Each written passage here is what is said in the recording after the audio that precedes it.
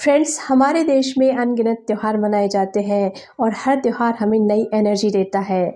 साथ ही हमारे देश में हर जाति और धर्म को अपना अपना त्योहार बड़े ही उत्साह के साथ मनाने की आज़ादी है। लेकिन आज है आज़ादी का महापर्व स्वतंत्रता दिवस, जिसे कोई एक जाति, धर्म या कोई एक स्टेट सेलिब्रेट नहीं करता, बल्कि पूरा देश और देश का हर नागरिक पूरे जोश और उत्साह के साथ सेलिब्रेट करता है। और इसीलिए इसे हम राष्ट्रीय पर्व के रूप में मनाते हैं। और स्वतंत्रता कितनी कीमती है ये हम सबको पता है। इतिहास हमें बताता है कि कैसे सोने की चिड़िया कहे जाने वाले भारत देश को अंग्रेजों ने लूटा। इतना आसान नहीं था हमारे देश को गुलाम बनाना, क्योंकि हमारे देश में महाराणा प्रताप और छत्रपति शिवाजी महाराज जैसे शूरवीर थे, जिन्होंने विदेशी ताकतों को भारत में घुसने से रोका। और इतिहास कहता है, जब सारी कोशिशें फेल हो गई तब अंग्रेज़ों ने सबसे खतरनाक चाल चली, फूट डालो और राज करो।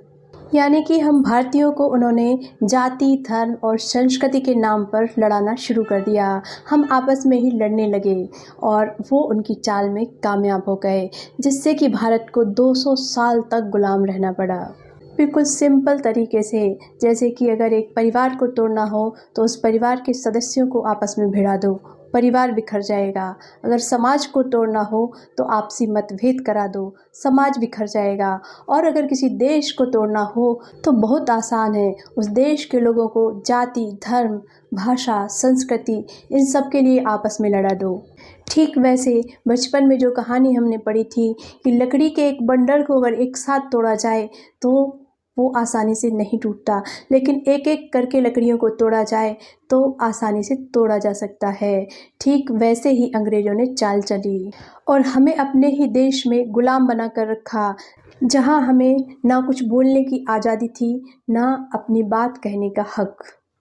भारतीयों को जेलों में भर दिया जाता था और कुछ बोलने पर उन्हें मार दिया जाता था।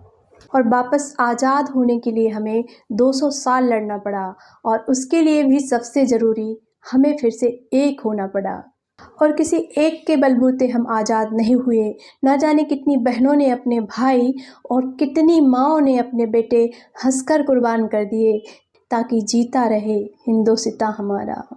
इसीलिए आज के दिन हमारे देश के बच्चे बच्चे में एक गर्व और जोश होता है।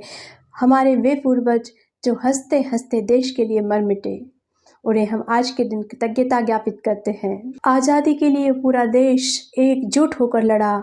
हर राज्य के शूरवीर हंसते हंसते फांसी पर चढ़ गए, जिनमें पंजाब के भगत सिंह, उत्तर प्रदेश के चंद्रशेखर आज़ाद और रानी लक्ष्मीबाई, गुजरात के सरदार पटेल, महाराष्ट्र के बाल गंगाधर तिलक, बंगाल के सुभाष चंद्र बोस और हर राज्य से लाखों लोगों ने अपना सर्वस्व बलिदान कर दिया, और तब जाकर हम आज़ाद हुए। तो इस देश का नागरिक होने के नाते हमारा भी कर्तव्य बनता है कि आज हम सब उन्हें हृदय से श्रद्धांजलि अर्पित करें और इस देश की आज़ादी की बागडोर भी संभाल कर रखें और एकजुट होकर रहें, ताकि फिर से कोई दुश्मन हमारे देश की तरफ आंख उठाकर ना देख सके।